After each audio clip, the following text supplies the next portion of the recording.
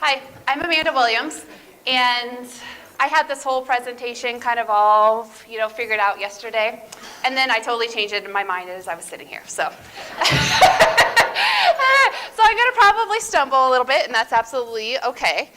And I'm going to start my timer so that I know, since I do not have this timed. And I've had quite a journey. I am 36 years old now, but I wanted to step back to when I was 20, okay? And this, it had me, really, oh, should I share this? It had my stomach all in knots while I was sitting there. And when I was 20, I say, I'd never want to go back to my 20s.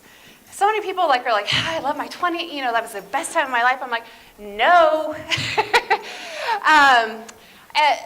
Where I was at was when I was 20 years old, in my 20s, I did not think I was pretty. I did not think I was smart. And I didn't think people liked me, which was not true at all. None of those things. And I think about that person, I think about how she felt, and I wish I could just write her a letter and be like, hey, you know what? It's all what you think about yourself. You're going to be okay. You're none of those things. You're every single one of those things. You're pretty, you're smart, and people like you. So anyway, I had really bad self-esteem. And I had to continue to prove myself constantly. The smart thing was my thing. I was I had an undergrad degree, and I was well, I want to go to school. I want to get my doctorate. I think I want to be a doctor. And so I quit my job as a caseworker, and I ended up going to school. And I thought I was going to go into medical school, went through all the dentists, thinking, all that stuff. I got a cell molecular biology degree, but I wasn't smart, Taught genetics labs, but I still wasn't smart.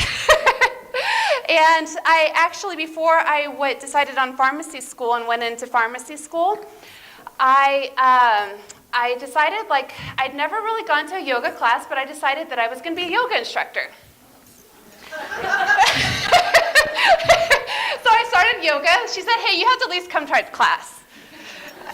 And then I signed up, right after the class. And best thing I ever did, it totally changed my life. And the reason why is because I was practicing everything I was taught. Rather than just learning, how many times have you guys listened to podcasts and read books and you're like, that's amazing, but then you never do anything about it? It never changed your life. It just is some information that you put in your brain. So I was actually applying what I learned. I was very vulnerable. It was very uncomfortable. Eknath Ishwaran is one of the people I was reading his books, and there's this part called, he went through the love section of I can't say the word, but the Bhagavad Gita, whatever that word is, that he interprets it. And I started doing everything he said, and that's when I met my husband. And I was practicing that stuff, and it all worked. All my walls were broken down. And I realized love isn't something grandiose. It's in the give and take of everyday relationships. Okay? So next phase is I got into pharmacy school. I had this great amount of growth, and then it totally transitioned. I started sulfate training before pharmacy school, and that was basically a workout regimen for women, which is I would always have a little discussion at the beginning. We do a really hard workout, and then we'd have a really nice cool down, and I'd teach nutrition and stuff in another course I did. Well, anyway, pharmacy school takes 60 to 80 hours a week. I couldn't do it. I had 2 babies through pharmacy school. We moved here, and so I had to take a break from that.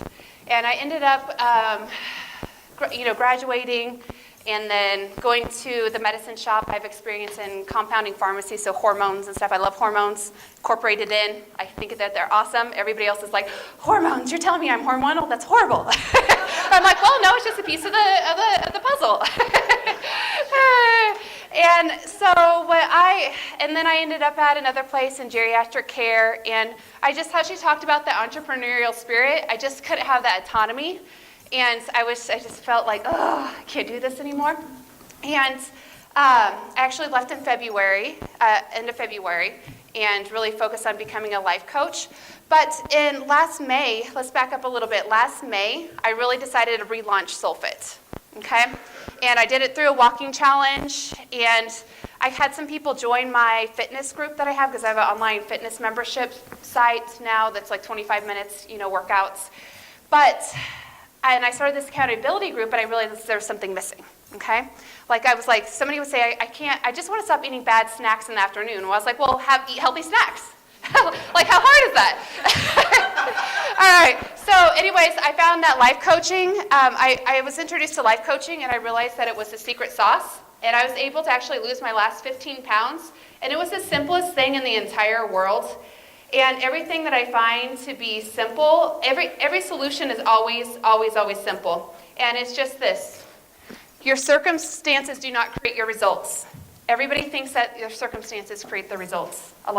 It's our thoughts about our circumstances that create our results. Our thoughts cause our feelings, so our circumstances can trigger thoughts, which cause our feelings, which drive our actions, which create our results. So that was the secret sauce. I could help anybody with any problem.